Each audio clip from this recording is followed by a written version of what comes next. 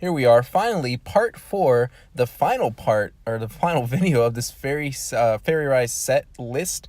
Sorry it's been like such a long time trying to get it through, but I'm glad I'm finally caught up with it, because now I get to go through Lost Thunder with you guys, or, I'm sorry, it's Explosive Impact in Japan still, so there's that to go through, and actually that's a whole lot of cards on its own, because as I've already told you, Explosive Impact and there was the other two set, Fairy Rise, and then there was something else, I forgot already the name of it, but that's essentially going to create like our Lost Thunder set, which is like the largest set in TCG history so far.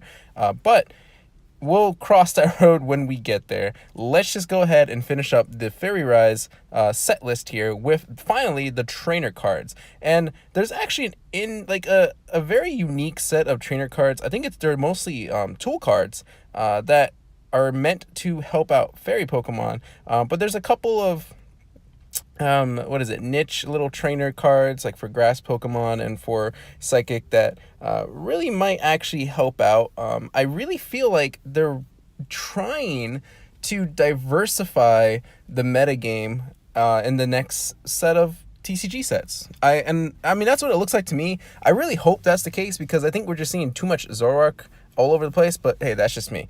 Anyway, I'm not going to rant on that. Let's just go ahead and talk about the trainer cards here. First and foremost, we have Netball. Now, I'm going to try to click on this to get a better image of it. I mean, there's not really much else to tell, and as I'm sure you can already figure out, this is going to be about grass Pokemon, and it actually is a very good search for a basic grass energy or a basic grass Pokemon, which is completely ideal, especially if you're going to play a Sceptile GX deck. This would help you look for any of those Tricos or Groviles or any of those, just the one energy that you need to power it up, because as we looked at Sceptile's attacks, it's only one energy. It only takes one energy. So I think definitely 4 Netballs are the way to go here in that deck.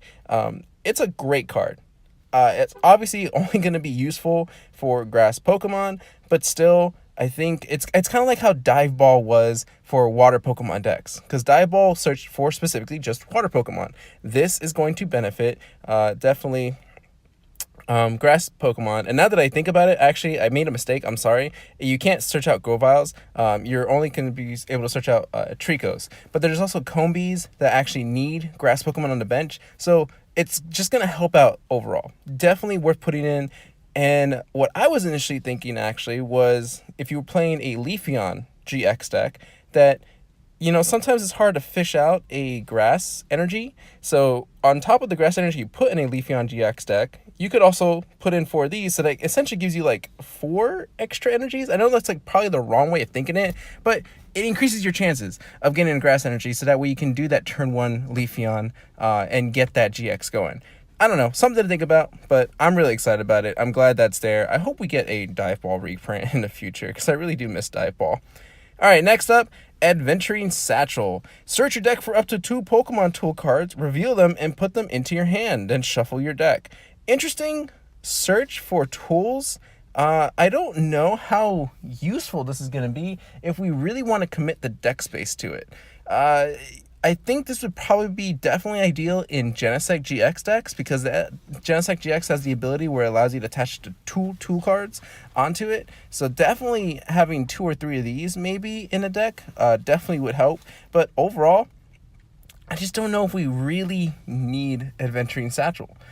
It's a nice search, but it's very specific to just tool cards. Maybe if it was just general items, but then, I mean, that would be kind of, I don't want to say broken, because I feel like I've been using that word too much. Incineroar GX just ruined that. I'm sorry. So I'm going to try to refrain from saying the word broken from here on out. But it would just make it a little unfair, because Skyla was a supporter card that searched out specific items. But that was also Skyla. I mean, there was nothing. I mean, yeah, it was a supporter. Sorry, that's what I really meant to say. It was a supporter card. Just like we have Volkner. Volkner lets you search out items, but again, it's a supporter card. So, yeah, I just don't think Adventuring Satchel is definitely like a must-have item in your deck. All right, now Spell Tag, a tool card. If the psychic Pokemon this card is attached to is knocked out by damage from an opponent's attack, put 4 damage counters on your opponent's Pokemon in any way you like. Okay, it's not bad. I can definitely see this playing in Giratina decks. Oh man, I'm gonna butcher it again. Kofagragus, I think that's what it's called. Kofagragus Giratina. Definitely Dose decks will probably want to play this so that way they can continue to put the damage counters on there. Yeah, your opponent can easily use Field Blower to remove it, but I mean, are they going to remove this? Are they going to remove Choice Band if you choose to play that? Because I can imagine someone playing a Choice Band on the main attacker there. So I think definitely has its own little uses in certain decks. Not in every Psychic deck you want to play it, though. Fairy Charm. Are we at the fair? Okay, so these are interesting tool cards. So there's 3 of them. There is a Fairy Charm Psychic, a Fairy Charm... What is this one? Fighting, and a Fairy Charm... Is this Dragon? I think the N is supposed to be for Dragon. Essentially, all they do is prevent damage done to your fairy Pokemon by the attacks of those specific Pokemon types, the GX and the EXs. So, Psychic, what is it? Bayonet can't hurt your fairy Pokemon. What's a Gar? No. I'm trying to think what's another good... A Mewtwo GX, I guess, can't hurt your fairy Pokemon. For this one, for the fighting type... We can take a look close at that. So Buzzwole can't hurt your fairy Pokemon. Lycanroc can't hurt them. And then we have the dragon ones. So Rayquaza, Garchomps. Yeah. These are probably useful. But again, your opponent has a little bit of control in the sense that they can easily just use Field Blower to remove them. I think... I want to say there might be a couple more being released. I can't guarantee that. I can't remember. I could just be like imagining things, but I don't know if you really want to commit deck space to having like 1 or 2 of each of these in your deck. They are useful, yes. They are pretty nice. Definitely probably the fighting one and the dragon one, since we have Buzzwole and Rayquaza kind of running the board right now. But again, do you want to commit the deck space? And are you going to be able to search them out? Yeah, we could use the Adventuring Satchel, but again, you're using a lot more deck space there, and deck space is very critical. So I don't know if people are really going to invest time into them. They're nice, they're neat little trick cards, but nothing I don't think worth heavily investing in, at least not right now. All right, next up we got Morty. And it's one of these weird cards where well, I'll just read the first part. So you can only play this card if one of your Psychic Pokemon was knocked out during your opponent's last turn. It's one of those weird cards where you have to have a Pokemon knocked out. I don't like those type of supported cards. Like, it just seems like it's setting you up automatically for failure, because it's like, oh, well, you sacrifice somebody and go ahead and play this supported card. I don't know. I don't like the clause to that. I just don't like that little, requirement. I kind of wish it was something else, but I mean, I guess they have to find a way to kind of balance these cards out. So what does it do? Your opponent reveals their hand. You choose 2 cards you find there, and your opponent shuffles them into their deck. I think I would much prefer that the cards that you find would actually get discarded instead of shuffling them into their deck. Because depending on what cards you pick, I mean, ideally, yeah, you probably want to pick something that they're not going to use right away, but they could use an alternative to search them out. If it's a Pokemon, I mean, there's Ultra Ball, there's Mysterious Treasure, there's Nest Ball that we're getting, or Net Ball. There's ways to search them out. If it's a supported card, there's Tapu Lele. If it's an energy card, there's Energy Lotto. Like, there's ways to search out cards in a deck.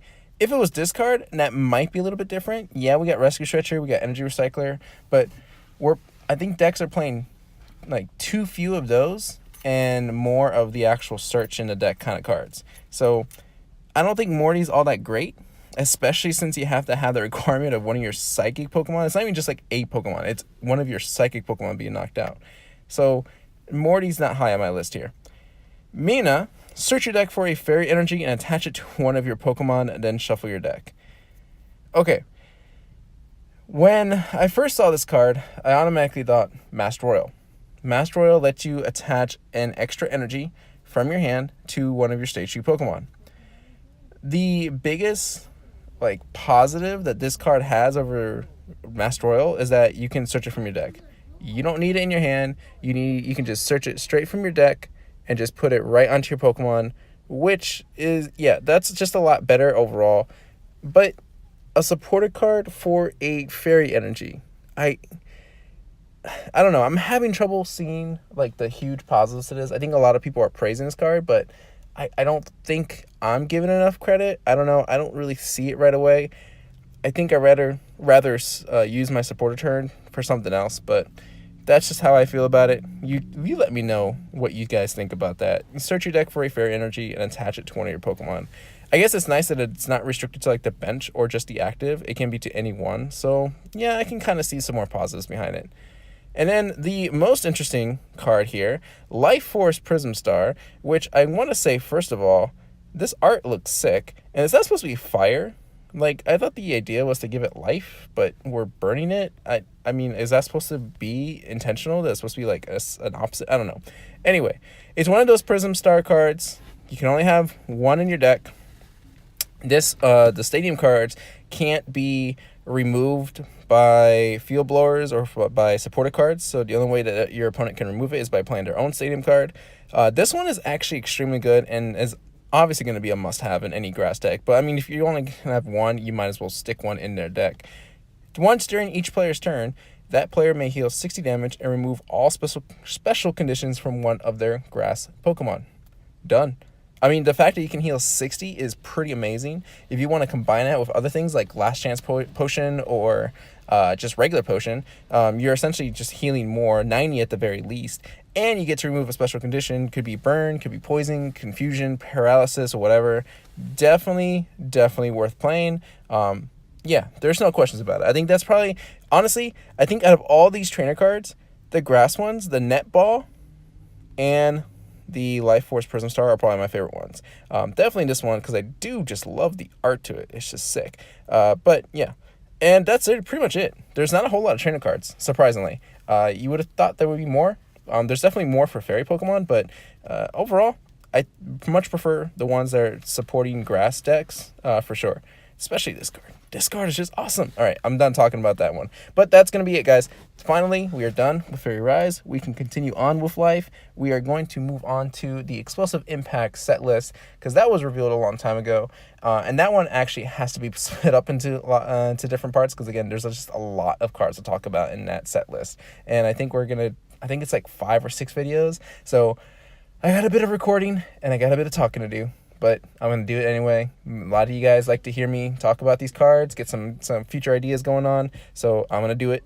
And really, actually, in between, there's not much else to talk about. I'm going to be pretty busy this weekend with Spider-Man PS4, playing some of that. But I should still be able to squeeze in some videos here and there. So thank you guys for sticking around. Please like, subscribe, comment, do what you got to do. And I'll see you all in the next video.